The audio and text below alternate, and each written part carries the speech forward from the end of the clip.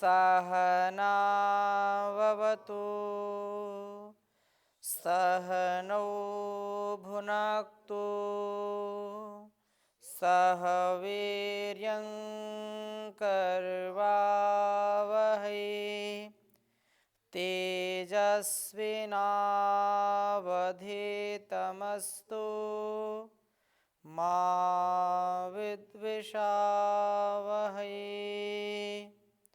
ओम शांति शांति शांति। निरंतरता से हम वैदिक जीवन पद्धति में वेद के अपार ज्ञान का, गहन गंभीर ज्ञान का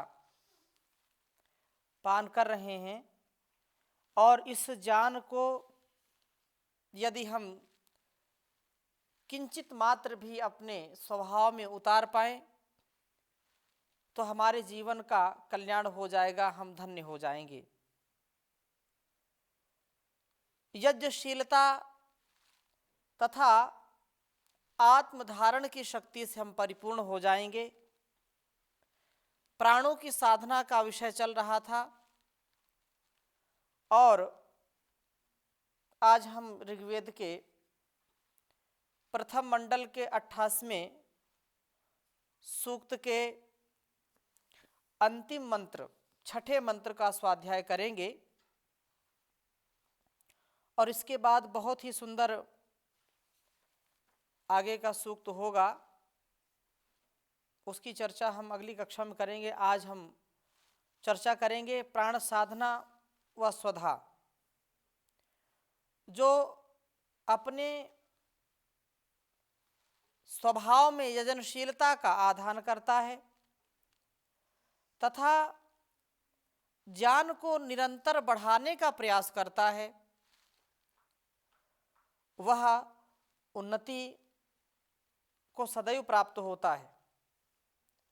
आत्मधारण की शक्ति उसकी बढ़ती जाती है।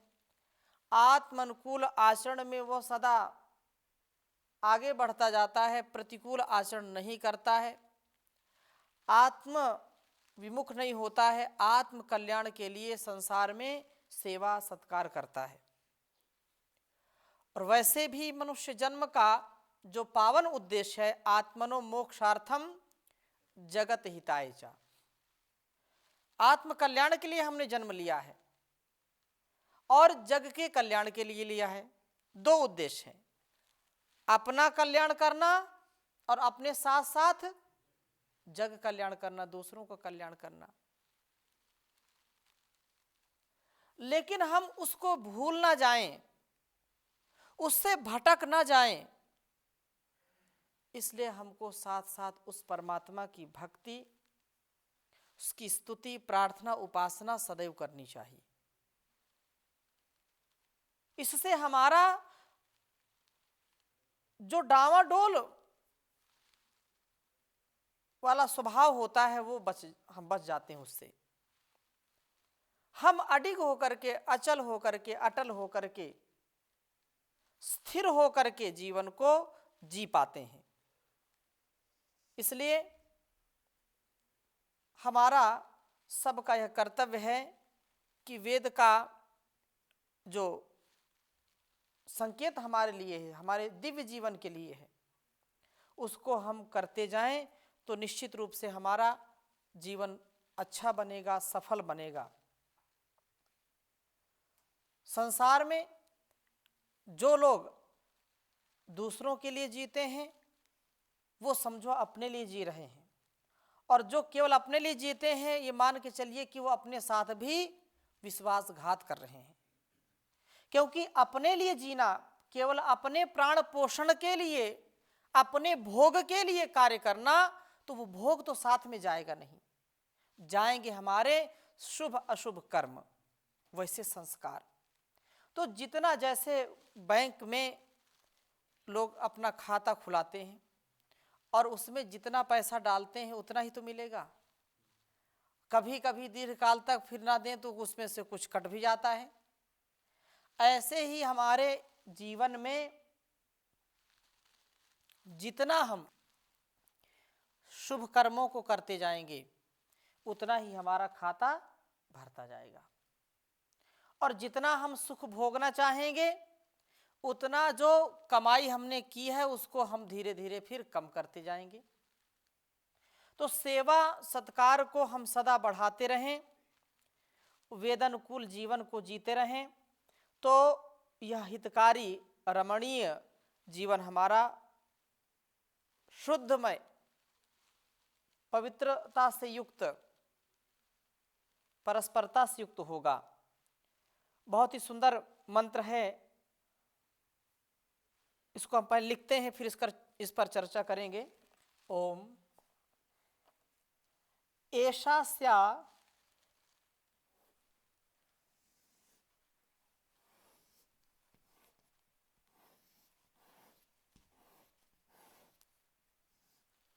एषा स्या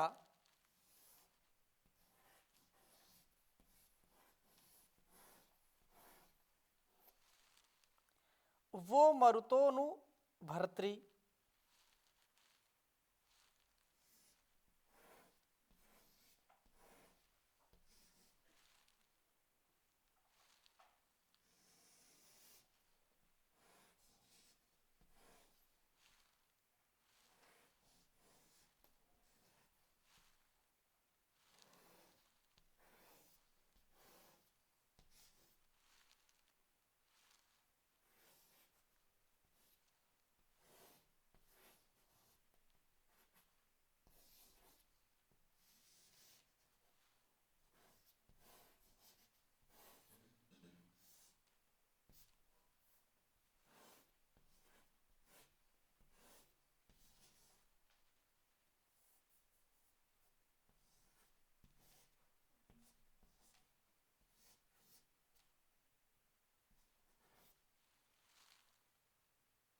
प्रतिष्ठोभति।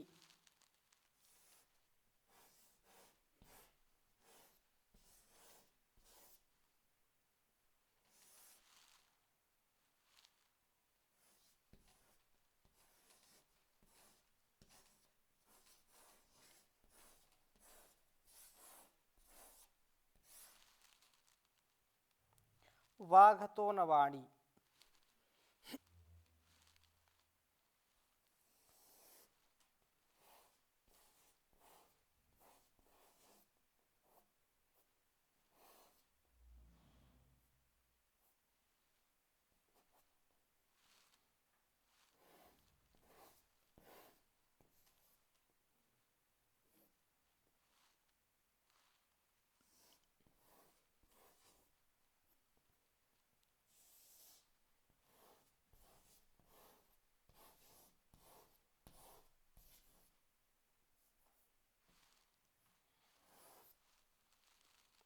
अस्तो भयद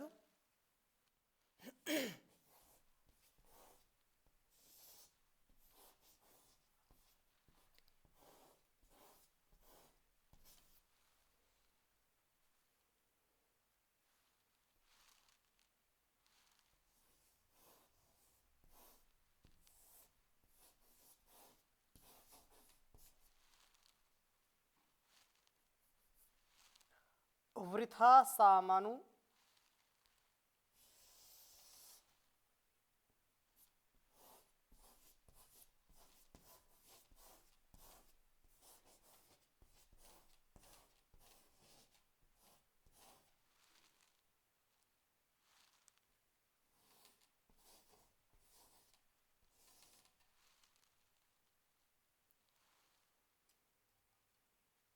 स्वधाम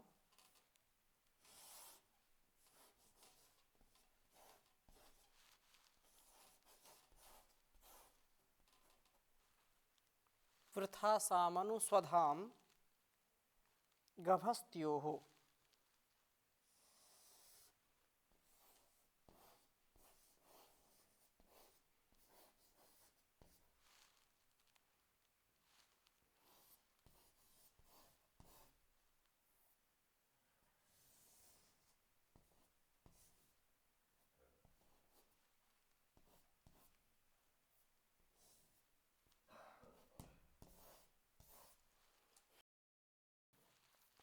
उच्चारण करेंगे। ओम एषा स्यावो मरुतोऽनुभर्त्री प्रतिष्ठोभति वाघतो न वाणी अस्तो भयद वृथा सामानुस्वधाम गभस्तयोः गभस्त्योः। ओम एषा स्यावो मरुतोऽनुभर्त्री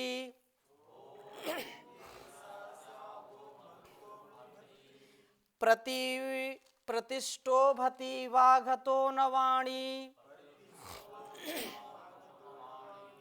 अस्तो भयद्वृथा सामनुस्वधाम गभस्त्योः।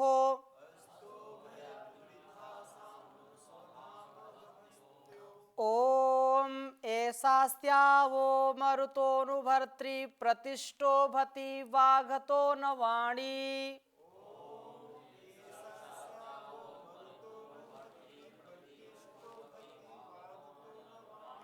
अस्तो भयद्वृथा सामनुस्वधाम गभस्त्योः। बहुत ही बात विशेष है यहाँ पर। एषा स्यावो मरुतोऽनुभर्त्री, न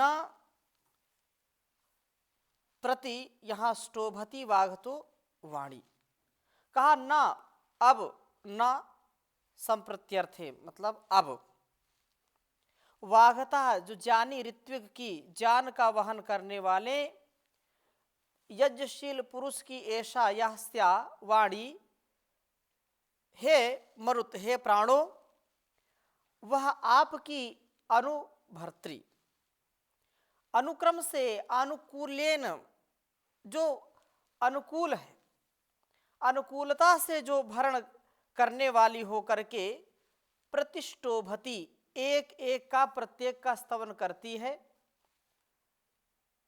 अर्थात प्राण साधना करने पर जो गौतम ऋषि है या जो आगे जाने का, सबसे अग्रणी रहने का, सबसे विशेष रहने का संकल्प लेता है, वह गौतम। हम सब आगे बढ़ना चाहते हैं, कोई भी पीछे रहना चाहता है क्या? हम सब गौतम के रूप में यह चाहना करते हैं कि मैं स्वास्थ्य में सबसे अग्रणी रहूं, मेरी वाणी का प्रभाव सबसे अग्रणी रहे, मेरे क्रियाकलाप, मेरे द्वारा किए गए कर्म में सबसे आगे मैं रहूं। तो ऐसा विचार करने वाला व्यक्ति गौतम कहलाता है। और प्राण साधना के द्वारा हम सबसे अग्रणी बन जाते हैं। जो प्राणायाम का अनुष्ठान है, जो प्राणायाम की साधना है, उस साधना से प्राण शक्ति का संचार इतनी व्यवस्थित रूप से होता है कि व्यक्ति कभी भी निर्बल नहीं होता, निर्मल हो जाता है। उसके मन के, उसके शरीर के मल नष्ट हो जाते हैं, निर्मल हो जाता है, वो सबल हो जाता है। तो प्राण साधना के द्वारा मैं अपनी वाणी को भी संपन्न करूं, उन प्राणों की शक्ति को अनुक्रम से अपने में धारण करती हुई यह वाणी उन प्राणों का स्तवन करने वाली बनती है। यह गौतम की वाणी वाघत की वाणी बन जाती है। यह वाणी ज्ञान और मेधा से परिपूर्ण जो ऋत्विक जन है वैसी वाणी हो जाती है। और गभस्त्यो हो, बाहुओं में स्वधाम, आत्मधारण की शक्ति के अनुपीछे यह वाणी आसाम, इन मर्तों का वृथा अनायासेन अनायासेन अस्तोभयत स्तुति करती है। प्राण साधना से जब बाहुओं में शक्ति आती है, व्यक्ति ब्रह्मचर्य से युक्त हो जाता है, शारीरिक सौष्ठव भी उसका अच्छा हो जाता है, शारीरिक सामर्थ्य को प्राप्त होता है, पौरुष शक्ति को प्राप्त हो जाता है, तब वाणी अनायास ही प्राणों का स्तवन कर उठती है। उस समय प्राणों की महिमा का साक्षात अनुभव होता है। इस अनुभवकर्ता के लिए प्राणों का स्तवन स्वाभाविक ही हो जाता है। प्राणों ने तो वाणी को वाग्वत की वाणी बताया है। इन प्राणों के अनुग्रह से ही ज्ञान व यज्ञशीलता की वृद्धि हुई है। कहने का आशय ये है कि हमारे जो प्राण हैं, उन प्राणों का जो नियमन है, उन प्राणों का जो संयमन है, उस नियमन से, उस संयमन से हमारी वाणी भी तेजस्वी हो जाती है। शरीर के तेजस्विता बढ़ने पर, शरीर का सामर्थ्य बढ़ने पर वाणी अपने आप तेजस्वी हो जाती है और प्राणों का गुणगान करने लगती है। ये प्राण जो हम ले रहे हैं, संतुलित कर रहे हैं शरीर को, श्वास प्रश्वास के द्वारा प्राण साधना हमारी निरंतर चलती रहती है। एक क्षण के लिए भी, सोने पर भी, जागने पर भी, कुछ कार्य करने पर भी अनायास ही, बिना प्रयास ही इस परमात्मा की व्यवस्था से हम श्वासों को ले और छोड़ रहे होते हैं। परंतु जब आयास पूर्वक, प्रयास पूर्वक जब हम इनको और साधना के लिए और अपनी क्षमता को बढ़ाने के लिए, अपने अंदर रोग प्रतिरोधक क्षमता को बढ़ाने के लिए तथा विषमताओं को मिटाने के लिए जब इसका अनुष्ठान करते हैं तो और हमारा सामर्थ्य कई गुना बढ़ जाता है। तथा प्राण साधना से ज्ञान की वृद्धि होती है, विज्ञान की वृद्धि होती है, यजनशीलता में भी वृद्धि होती है। अर्थात हम वही कार्य करने के स्वभाव वाले हो जाते हैं जो मेरे लिए भी कल्याणकारी हो और संसार के लिए भी कल्याणकारी हो।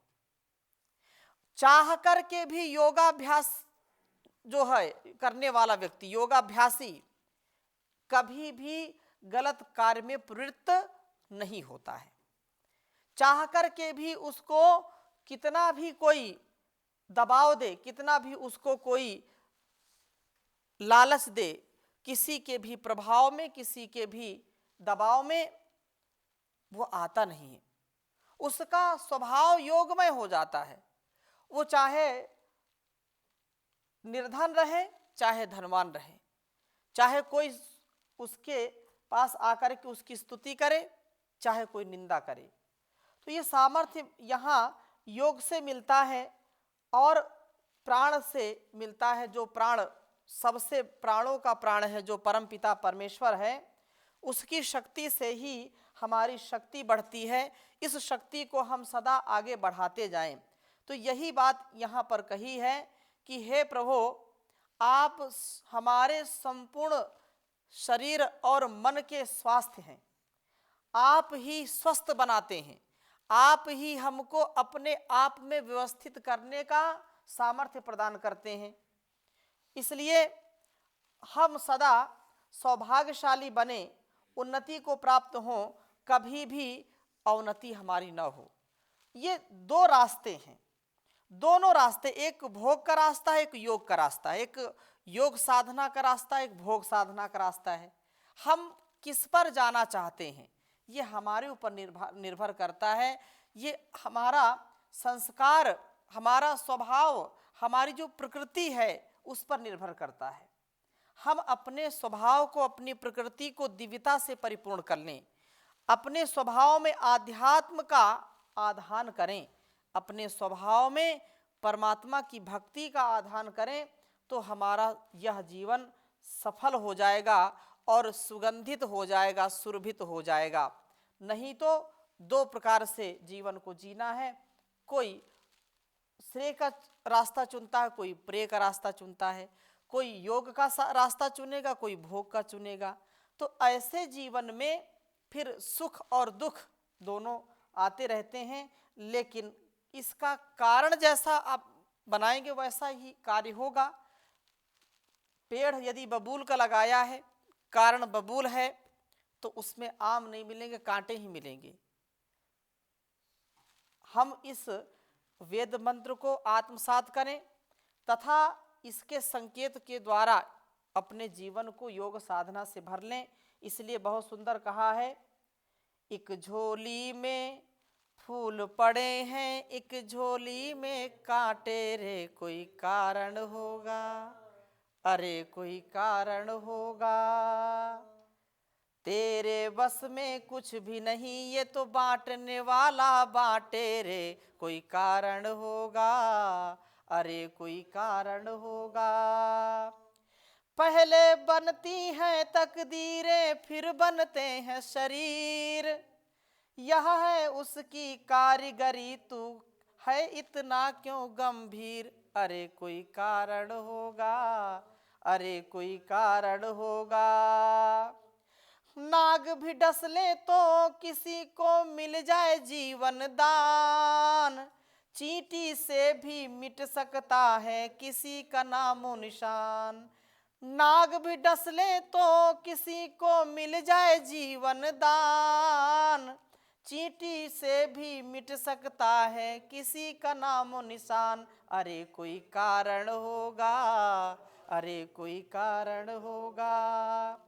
धन से बिस्तर मिल जाए पर नींद को तरसे नैन, धन से बिस्तर मिल जाए पर नींद को तरसे नैन, कांटों पर भी सोकर किसी को आता है चैन, अरे कोई कारण होगा, अरे कोई कारण होगा।